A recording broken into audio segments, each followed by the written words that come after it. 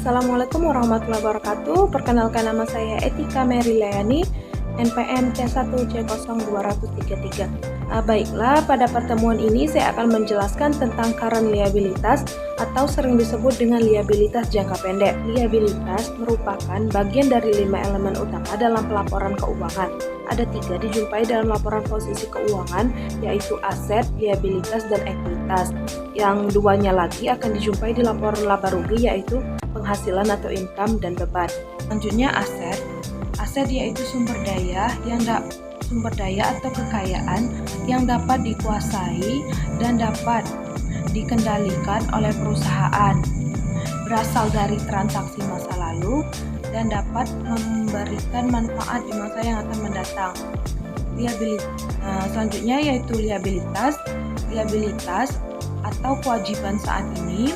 Yang dikatakan dengan liabilitas adalah kewajiban saat ini.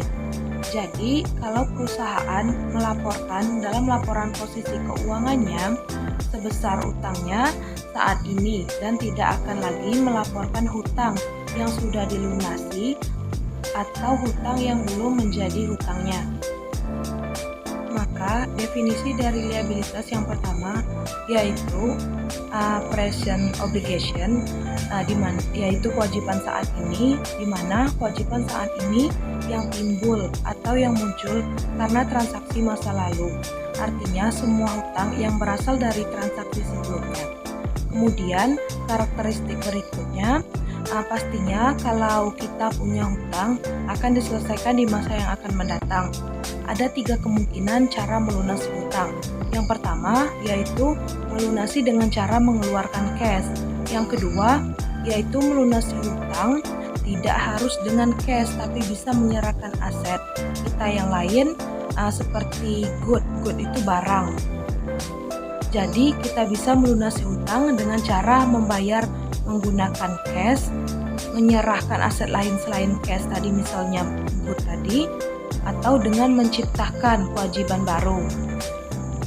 Dalam pembagian untuk liabilitas ada 2, yaitu ada liabilitas jangka pendek dan ada liabilitas jangka panjang.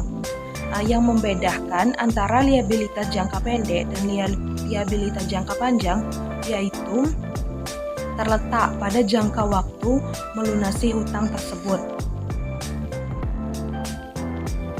Hutang jangka pendek akan dilunasi di masa yang akan datang di jangka waktu 1 tahun, di jangka waktu kurang dari 1 tahun atau lebih atau kurang dari 1 siklus normal perusahaan, maka pilih yang lebih panjang. Sebaliknya untuk hutang jangka panjang dia akan dilunasi lebih dari jangka waktu 1 tahun atau lebih dari 1 siklus normal perusahaan. Nah, yang termasuk ke dalam liabilitas contoh yang termasuk ke dalam liabilitas jangka pendek, yang pertama yaitu account payable, yang kedua yaitu notes payable. Nah, notes payable dapat diterbitkan pada saat kita melakukan transaksi pembelian barang dan ternyata hutang kita kepada perusahaan tempat membeli barang sudah over limit, maka notes payable akan diterbitkan. Yang kedua yaitu meminjam uang dengan cara menerbitkan janji tertulis atau notes payable. Yang ketiga, ketika hutang jatuh tempo untuk dilunasi dan tidak sanggup melunasi pada saat jatuh tempo, maka akan digantikan dengan menerbitkan notes payable. Jadi, jika terdapat transaksi yang melunasi hutang dengan cara menerbitkan notes payable, maka jurnalnya yaitu account payable pada notes payable. Selanjutnya yaitu current maturities of long term debt, yaitu bagian dari hutang jangka panjang yang akan jatuh tempo segera. Current maturities of long term debt, bagian dari hutang jangka panjang ini yang akan jatuh tempo segera, maka perlakuan secara akuntansinya hanya untuk klasifikasi, tapi akan timbul persoalan apakah current maturities of long term debt ini semuanya adalah sebagai liabilitas jangka pendek, maka di situ ada exclude. Ada yang di luar kategori current maturities of long term debt. Jika ada 3 hal ini, dia akan dilunasi dengan yang pertama yaitu akumulasi aset yang dikategorikannya bukan sebagai current asset. Yang kedua yaitu akan di-refinance, dilunasi dengan proses, yaitu menerima hutang baru dengan menerima hutang baru atau dengan menerbitkan hutang yang baru. Atau seandainya kalau dikonversi menjadi saham biasa, maka walaupun masuk ke dalam current maturity of long term debt, jika kategori ini tidak memenuhi, maka tidak termasuk liabilitas jangka pendek dan tetap menjadi liabilitas jangka panjang. Selanjutnya yaitu short term obligation expect to be refinanced. Jadi sebenarnya sudah menjadi liabilitas jangka pendek karena short term obligation, tapi ada pengecualian.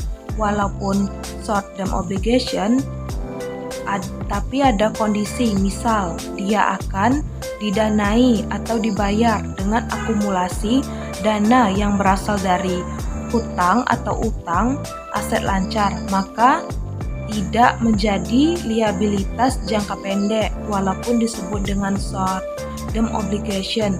Dan jika tidak ada kondisi untuk refinance, maka jatuh liabilitas jangka pendek. Tapi ada kondisi melakukan refinance, bisa jadi menjadi liabilitas jangka panjang karena ada syarat. Selanjutnya yaitu dividend payable. Dividend payable atau hutang dividen yaitu bagian dari laba yang diperoleh oleh perusahaan yang didistribusikan atau akan dibagikan kepada para pemegang saham. Dividen diambil dari laba yang terakumulasi itu namanya saldo laba atau retained earning. Jadi dividen diambil dari saldo laba yaitu retained earning. Nah, kapan dividen payable muncul?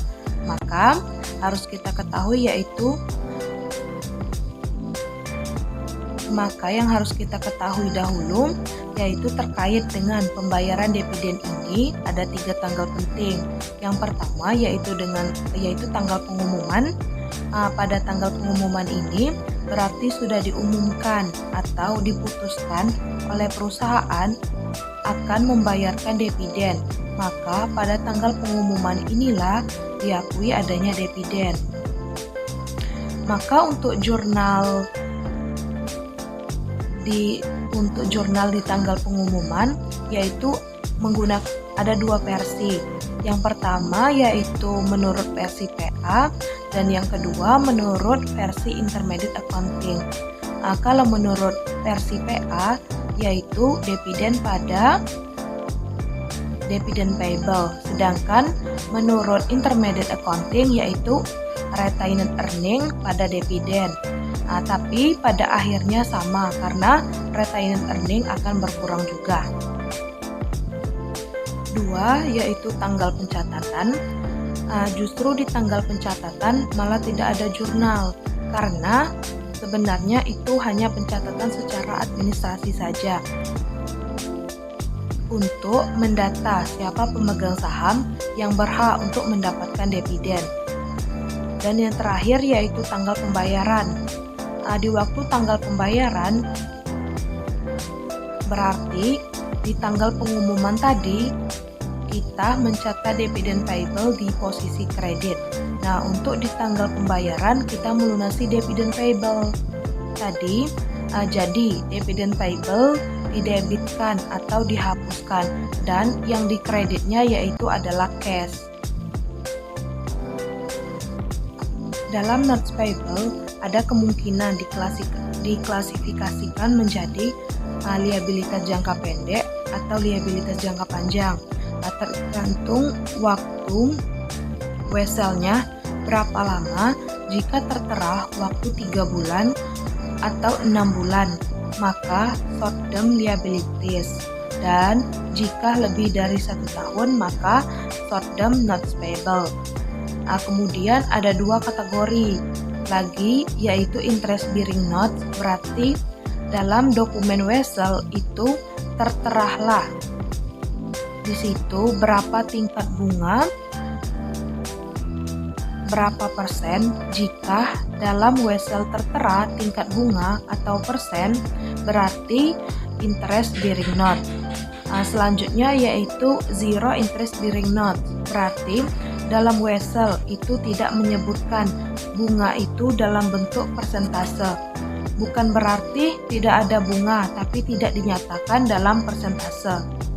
Dalam kategori liabilitas ada customer advance and deposit, ada unearned revenue. Unearned revenue kan sudah pernah dipelajari pada pengantar akuntansi, yaitu unearned revenue merupakan pendapatan diterima di muka ketika dimana kita sudah menerima uang dari pelanggan atas jasa yang belum diselesaikan. Maka pada saat kita terima uangnya, maka jurnal yang didebitnya yaitu cash, dan yang dikreditnya belum bisa diakui sebagai pendapatan, karena prinsip pengakuan pendapatan yaitu pendapatan diakui ketika jasa sudah diberikan. Selanjutnya yang termasuk dalam kategori liabilitas ada sales and value added tax payable, ada income rate payable, dan employee related liabilities.